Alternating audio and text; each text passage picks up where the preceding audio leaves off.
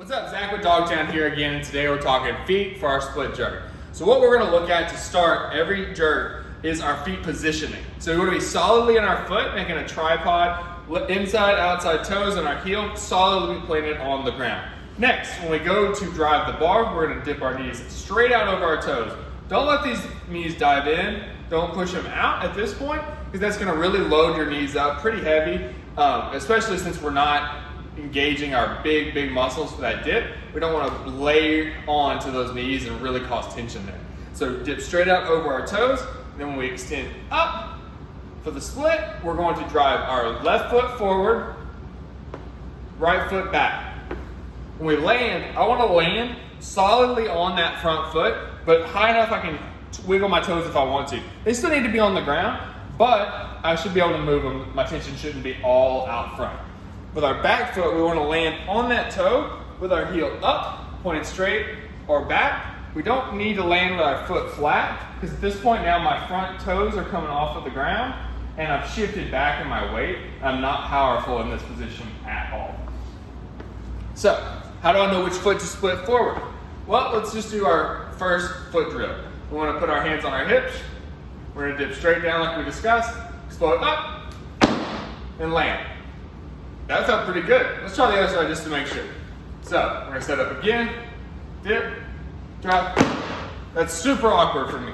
I'm right-handed, my left foot sliding forward makes me feel much more powerful. That's a personal preference for me. You could be right-handed out there and feel that your right foot going forward is way more powerful for you, and if that's the case, go with that. Don't worry about there being a rule for which foot should slide based on which hand is most dominant. Now, one last thing we want to look at in the split jerk before we move on from it for today is how wide our legs split when we go into the split. So we do need to focus on driving forward, landing in those positions here, really focusing on making our weight drive straight down into these strong muscles. That way we can stand it up. What we want to also look at is how wide our feet are apart from each other. Right here, my feet are about the width of a train track. This is a good analogy that I was taught. We don't want to be skiing. Now I'm unbalanced. If I had a weight over my head, I'm going to be doing a balance beam type act, trying to keep it up. But if my feet are split wide, I'm very stable. I've got a kickstand almost acting rear leg that's keeping me from shifting out. I've got solidly into this lunge out from my front foot, and my weight is sitting straight down with the bar overhead, keeping me in good line and good positioning to finish off this lift. That way we can recover, shift our front foot back, slide that back foot forward, finish off the lift, hold for those white lights, drop the bar.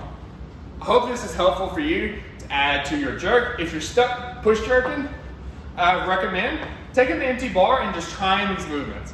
Trying to switch your feet, going overhead with the bar, pushing your head through. I think you'll find that a lot of times this is going to be a more comfortable overhead position for you, and it's going to be able to push more weight from shoulder to overhead by utilizing the split jerk. Have a great week lifting. Hope to see you next week.